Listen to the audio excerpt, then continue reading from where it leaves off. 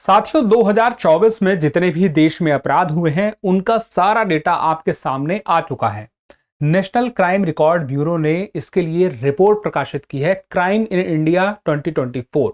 तो इसके प्रमुख आंकड़े क्या हैं, किस राज्य में आंकड़े क्या कहते हैं, कौन सा राज्य ज्यादा खराब स्थिति में है, किस प्रकार के अपराध किस राज्य में ज्यादा हो रहे हैं, देश में ओवरऑल जितने अपराध हो रहे थे पहले उनमें कुछ गिरावट हुई है या नहीं हुई है, या अपराध और बढ़ गए हैं, कुछ नए प्रकार के अपराध तो नहीं आ गए हैं। इन सारी बातों को चलिए इस वीडियो में देख लेते हैं। नमस्कार साथियों, मैं हूं केवल आपके सामने। और आगे बढ़ने से साथ ही एक महत्वपूर्ण जानकारी भी आपको पता रहे कि दृष्टि आईएएस का GS studio foundation live online course आ चुका है। अगर आप यूपीएससी की तैयारी घर बैठे कहीं से भी कभी भी करना चाहते हैं तो आप इस वीडियो के डिस्क्रिप्शन में दिए गए लिंक पे जाके बाय नाउ के ऑप्शन में इसे बाय कर सकते हैं। खास बात क्या है कि ये वीडियो ऑनलाइन अवेलेबल है, दृष्टि आईएएस के दृष्टि लर्निंग ऐप में है, और 14 महीनों में पूरा यूपीएससी का प्रीलिम्स का प्लस मेंस का सिलेबस आपका कवर कर दिया जाएगा। और 18 महीनों तक आप जितनी बार चाहें उतनी बार क्लास को देख सकते हैं। आपको जो नोट्स मिलेंगे वो भी प्रिंटेड फॉर्म में मिलेंगे, यानी कि घर बैठे आपको नोट्स आपके मिल जाएंगे। और आप टेस्ट भी दे सकते हैं, प्रीलिम्स और मेंस दोनों के लिए। और इतना कुछ जो आपको मिलेगा यह आपको 34,999 रुपए में मिलेगा। और अगर आप चाहते हैं इसमें भी आपको डिस्काउंट मिल जाए तो कैपिटल में कोड अप्लाई करना है KEVAL, और आपको मैक्सिमम डिस्काउंट मिल जाएगा। जब आप लिंक ओपन करके बाय नाउ में जाएंगे वहां पे आपको कूपन कोड अप्लाई करना है, या फिर आप दृष्टि लर्निंग ऐप डाउनलोड करते हैं तो वहां से भी आप बाय नाउ में ऑप्शन है कोड अप्लाई करने का, वहां से भी कर सकते हैं, या फिर इस नंबर पे कॉल करके आप अतिरिक्त जानकारी पा सकते हैं। अब आते हैं हम इस आंकड़े पर। तो राष्ट्रीय अपराध रिकॉर्ड ब्यूरो एनसीआरबी की स्थापना वर्ष 1986 में टंडन समिति राष्ट्रीय पुलिस आयोग द्वारा की गई थी। पहले आपको ये जानना इसलिए जरूरी है क्योंकि रिपोर्ट किसने दी है और उसका काम क्या है आपको पता रहे। तो राष्ट्रीय अपराध रिकॉर्ड ब्यूरो आया कब? तो 1986 में। अब इसकी स्थापना में एक तरफ तो टंडन समिति है, राष्ट्रीय पुलिस आयोग है और गृह मंत्रालय का टास्क फोर्स है, इन सब ने सिफारिश दी तब यह अस्तित्व में आता है।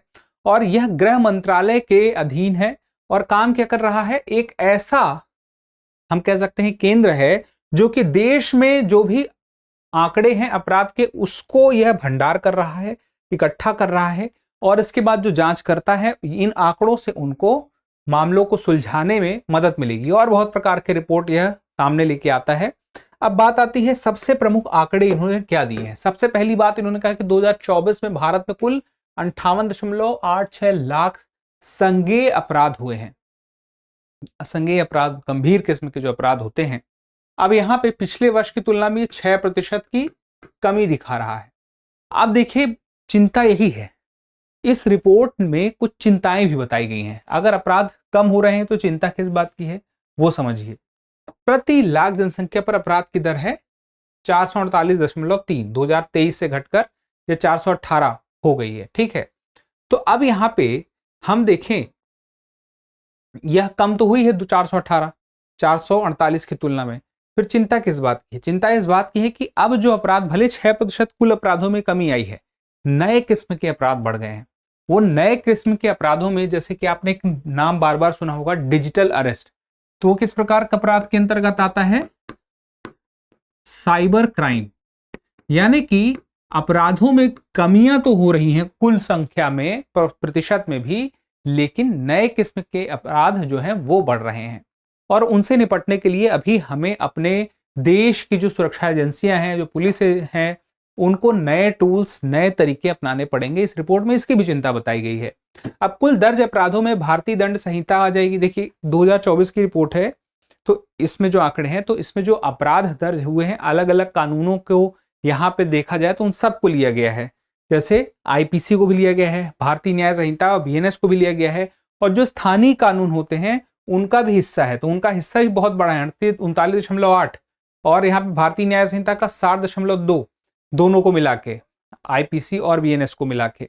तो ये जो स्थानीय कानून का उदाहरण जैसे मैं दूं, जैसे कि बिहार में शराब का व्यवसाय करना क्या है? अपराध है। पूरे देश में तो नहीं है, तो ऐसे इस प्रकार के बहुत सारे स्थानीय कानून भी हैं।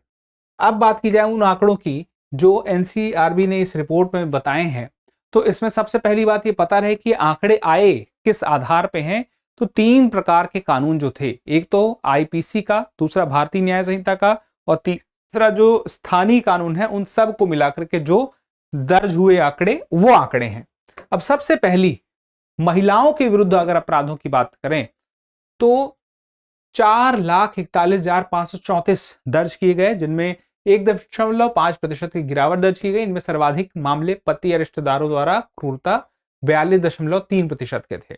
बच्चों के विरुद्ध अपराध, अब यहाँ पे देखिए चिंताजनक स्थिति इसलिए हुई क्योंकि बच्चों के विरुद्ध अपराध बढ़े हैं, 5.9% की वृद्धि हुई और 1.87 मामलों में से जो सबसे 1.87 लाख मामलों में 40% तो सीधे अपहरण और 36.9% पॉक्सो, यानी कि 2 प्रकार के। तो ये एक महत्वपूर्ण बात है क्योंकि जो छोटे बच्चों के विरुद्ध जो अपराध हैं वो जो उनके खिलाफ जो एब्यूज के अपराध हैं वो बढ़े हैं और अपहरण के। और वरिष्ठ नागरिकों में देखें तो 16.9% की वृद्धि हुई है, यानी कि जहां वृद्धि हुई है वो तो सीधे सीधे चिंता के मामले हैं ही। और जो मैंने कहा तो जो उभरी हुई चिंता है वो है साइबर अपराध। यहां पर सबसे ज्यादा 17.9% की वृद्धि हुई है और डिजिटल अरेस्ट उसका सबसे बड़ा और ताजा उदाहरण है जो लंबे समय से चल रहा है। अब 1.01 लाख साइबर अपराधों में से 72.6 का मुख्य उद्देश्य क्या रहता है? धोखाधड़ी, यानी कि आपको परेशान करना तो हो ही सकता है साइबर क्राइम में, लेकिन धोखाधड़ी में अंतिम रूप से क्या करना? वित्तीय लाभ प्राप्त करना। अब उसके बाद अगली बात वंचित वर्गों के लिए, एससी और एसटी के लिए, तो एससी के लिए 3.6% की कमी आई है और एसटी में इनके विरुद्ध अपराधों में वृद्धि देखी गई है। और सबसे ज्यादा जो मामले अत्याचार निवारण अधिनियम बलात्कार से संबंधित है, SC ST एक्ट और इसके अलावा बलात्कार। अन्य जो महत्वपूर्ण मुद्दे हम देखें तो आत्महत्या और नशीली दवाओं का 2024 में 1.70 लाख से अधिक आत्महत्याएं दर्ज की गई। आत्महत्या के बारे में भी और डेटा हम देखेंगे, आत्महत्या के देश में क्या स्थिति है 2024 के आंकड़ों में, और वो कौन से लोग हैं या कौन सा वर्ग है जो ज्यादा आत्महत्या कर रहा है। आपके हिसाब से क्या वजह हो सकती है? आत्महत्या करने वाले लोग इस देश में अगर हैं तो किस वजह से कर रहे होंगे? एक मोटा अंदाजा अगर आपको नहीं है तो चलिए हम देखते हैं आंकड़े क्या कहते हैं। हम तो आंकड़ों पे जाएंगे ना, हमारे लगना लगने से क्या होता है। ड्रग ओवरडोज के कारण भी कई मौतें हुई हैं, 50% की वृद्धि हुई है और हत्या के मामलों में 2.4% की कमी आई है। और इसका मुख्य कारण ज्यादातर क्या रहा है? हत्या के मामलों का आपसी विवाद, यानी कि ज्यादातर मामले वो होते हैं जहां पे विवाद रहता है पहले से और वहां पे वो मामला हत्या तक पहुंच जाता है। आर्थिक अपराध, अब यहां पे देखिए इस मामले को कि जो हमने कहा था धोखाधड़ी, जालसाजी और उस प्रकार के जितने भी, तो यहाँ पे आर्थिक अपराध हो सकता है साइबर क्राइम के अंतर्गत। और साइबर क्राइम के अलावा भी जो धोखाधड़ी होती है, जैसे मान लीजिए जमीन का मसला हुआ, लेन देन का मसला हुआ, बहुत सारे, तो उसमें देखें तो किस राज्य की स्थिति सबसे ज्यादा खराब है? तो तेलंगाना की, वहां पे सबसे ज्यादा मामले आए हैं, फिर राजस्थान, फिर महाराष्ट्र, फिर उत्तर प्रदेश, फिर केरल। फिर उसके बाद हम देखें बलात्कार के मामले सबसे ज्यादा कहां देखने को मिलते हैं? तो राजस्थान में, फिर उत्तर प्रदेश में, फिर महाराष्ट्र में, फिर मध्य प्रदेश में, फिर ओडिशा में। फिर उसके बाद महिलाओं के विरुद्ध कुल अपराधों की स्थिति में सबसे ज्यादा अपराध हमें जहां पे देखने को मिलते हैं तो महाराष्ट्र, फिर उत्तर प्रदेश, फिर बिहार, फिर पश्चिम बंगाल, फिर राजस्थान। अब महिलाओं के विरुद्ध जो अपराध होते हैं उसमें सबसे जिम्मेदार जो स्थिति दिखाई देती है पति या रिश्तेदारों द्वारा क्रूरता के मामले, 42.3%, यानी कि सबसे ज्यादा जो महिलाओं के खिलाफ अपराध हो रहे हैं उनके घर या घर के नजदीक स्थिति में हो रहे हैं। अब उसके बाद अगली स्थिति में बात करें तो बच्चों के विरुद्ध जो कुल अपराध है सर्वाधिक जो है वो महाराष्ट्र में है, फिर मध्य प्रदेश, उत्तर प्रदेश, तमिलनाडु और पश्चिम बंगाल। और मैंने क्या बताया था, सबसे ज्यादा अपहरण और पॉक्सो एक्ट के तहत ही हो जाते हैं अपराध। फिर उसके बाद साइबर क्राइम में सबसे ज्यादा मामले तेलंगाना में है, फिर कर्नाटक, फिर महाराष्ट्र, फिर उत्तर प्रदेश, फिर बिहार। फिर उसके बाद आत्महत्या और सामाजिक संकट में मैंने आपको एक आइडिया तो बोला था सोचने के लिए कि किनके साथ ये स्थिति सबसे ज्यादा होगी। वो मुद्दे आपने सुने भी होंगे, किसान, जो कृषक मजदूर हैं, छोटे किसान हैं। तो ऐसे कई मामले 2024 में 1,70,746 आत्महत्याएं हुई हैं, जिसमें सबसे प्रमुख, यानी कि हम सब प्रमुख क्यों कहें, एक खराब वर्ड है, सबसे ज्यादा नंबर जो आते हैं वह कमजोर समूह कृषि क्षेत्र से जुड़े 10,546 आत्महत्याएं हैं।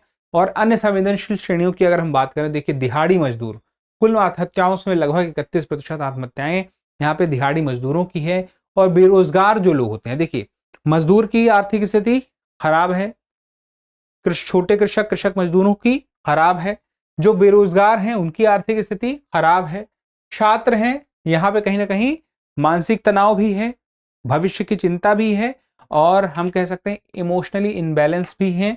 फिर वहां पे गृहिणियां हैं, यहाँ पे इनके साथ या तो हिंसा, या तो आर्थिक स्थिति की चिंता, या तो कह सकते हैं तनाव। तो ये सब कारण हो सकते हैं इनके पीछे, हम ये अंदाजा जरूर लगा सकते हैं। तो कई मामलों में 2-3 वजह जो समझ आती, तनाव, आर्थिक चिंता, प्रेशर, या फिर कोई अपराध। चलिए अब संज्ञेय अपराधों की हम बात करें तो सबसे ज्यादा जो कुल आंकड़ों में हम 58.86 देखे थे, सबसे ज्यादा संज्ञेय अपराध यानी कि सबसे ज्यादा गंभीर अपराध की श्रेणी में उत्तर प्रदेश पहले नंबर पे है, फिर गुजरात, महाराष्ट्र, तमिलनाडु, केरल। फिर उसके बाद हम देखें तो एनसीआरबी डेटा द्वारा उजागर की गई जो प्रमुख चुनौतियां हैं, चुनौतियों में हमने क्या कहा था, सबसे ज्यादा कहां वृद्धि हुई, 17% से ज्यादा वृद्धि जहां देखने को मिली है साइबर अपराधों में मिली है। अब यहाँ पे मामले भी बहुत सारे लंबित हैं। साइबर क्राइम की सबसे बड़ी दिक्कत यही है कि अपराध तो ज्यादा हो रहे हैं, उस पर नियंत्रण भी नहीं पाया जा रहा, और जो मामले हैं उसको हम सुलझा भी नहीं पा रहे हैं। तो दोष सिद्धि की दरें कम है, फोरेंसिक और साइबर पुलिसिंग में कमियां हैं, इस वजह से जो न्याय मिल भी रहा है जिनको, वो तो बहुत देरी से मिल रहा है, या फिर बहुत सारे मामले तो लटके हुए हैं। अब सामाजिक चुनौतियों की भी बात कही गई, कृषि संकट की चिंता जाहिर की गई, लैंगिक हिंसा, महिलाओं के खिलाफ जो हिंसा की बात कही कि परिवार उसके आसपास ज्यादा देखने को मिलता है वो, किशोरी की सुरक्षा और मानसिक स्वास्थ्य संकट, और जो देखिए हमने कहा था आत्महत्या के पीछे एक बड़ा कारण मादक पदार्थों की लत भी है, डेथ के पीछे भी एक बड़ी लत मादक पदार्थों की लत है, तो ये भी एक चिंता की बात है। और शासन संबंधी चुनौतियां हमने कहा, जो प्रवर्तन एजेंसियां हैं, कानूनी प्रवर्तन एजेंसियां हैं, पुलिस है, उन सब में कहीं ना कहीं जो ज्यादा जागरूकता है, नए किस्म के अपराध हैं, मुख्य रूप से हम साइबर क्राइम की ही बात करेंगे, तो इस बार देखिए ये बड़ा मुद्दा चर्चा में है, तो इस पे ध्यान रखना है। और यहाँ पे और ज्यादा जो कानूनी एजेंसियां हैं उन्हें और अपडेट होने की जरूरत है, नए किस्म के अपराधों के लिए नए तरीके से निपटने की जरूरत है, और जो चिंताएं हैं वो चिंताओं पे ध्यान रखने की जरूरत है, जो सामाजिक चुनौतियां हैं उनसे निपटने की इस देश की सरकार को जरूरत है। तो ये मुद्दे थे जो आपको पता होना चाहिए। और निष्कर्षों की बात करें तो अपराध में तो कमी आई है, इस रिपोर्ट में ये पता चला है, लेकिन साइबर अपराध और आर्थिक धोखाधड़ी के मामले, ये वाला मामला काफी बढ़ा है। अपराध और नशे से होने वाली मौतों की वृद्धि में समाज में ये समझ में आता है, देखिए कहीं देश में अपराध में अगर ये दिखाई दे रहा है कि लोग आत्महत्या कर रहे हैं, नशा ज्यादा कर रहे हैं, इसका मतलब है कि उस देश में समाज की मानसिक स्वास्थ्य में कहीं ना कहीं वह स्वस्थता नहीं है जितनी आवश्यक है। आधुनिक आपराधिक न्याय प्रणाली और मजबूत साइबर सुरक्षा जो हमने अभी चर्चा की थी वो आवश्यकता है ही। मानसिक स्वास्थ्य सेवाओं को बेहतर बनाना होगा देश में, क्योंकि मानसिक स्वास्थ्य या की समस्या को इस देश में एक बड़ा तबका समस्या भी नहीं मानता है। अब डिजिटल युग में भारत को ऐसी नीतियां अपनानी ही होंगी जो अपराध के नए रूपों के हिसाब से निपटने में सक्षम हो, अपराध को कम करने में सक्षम हो। ये सारी बातें थी। अब मेरा आपसे छोटा सा सवाल है, इस सवाल का जवाब जरूर दीजिएगा, निष्कर्ष नहीं बल्कि सवाल है, एनसीआरबी की स्थापना कब हुई थी, एनसीआरबी का फुल फॉर्म क्या है, और खास बात यह है कि 2023 की तुलना में 2024 में कुल अपराधों के प्रतिशत में कितनी वृद्धि या कमी हुई है प्रतिशत में, मुझे कमेंट करके बताइएगा। और आगे बहुत सारे अपडेट आने वाले हैं, चैनल को सब्सक्राइब कर लीजिए। मिलते हैं अगले सेशन में, तब तक के लिए स्वस्थ रहें, मस्त रहें, पढ़ते रहें। धन्यवाद। अब एग्जाम की तैयारी को और बेहतर करने के लिए हमारे चैनल को लाइक, शेयर और सब्सक्राइब करना ना भूलें।